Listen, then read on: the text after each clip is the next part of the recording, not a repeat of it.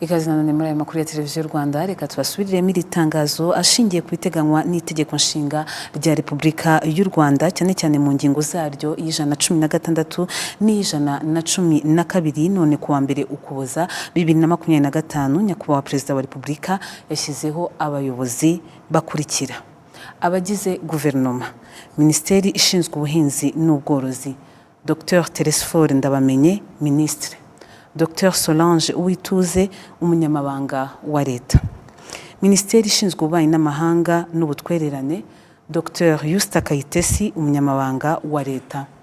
Abandi bayobozi muri Perezidansi ya Repubulika: General Retired James Kabarebe, umujyanama mukuru mu by'umutekano. Muri Sena: Dr Charles Murigande, senateri.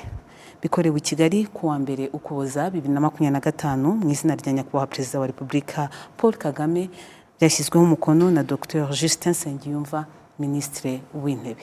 Reka twitse gato tugaruke tureba bamwe mu makuru avugwa hanze y'u Rwanda.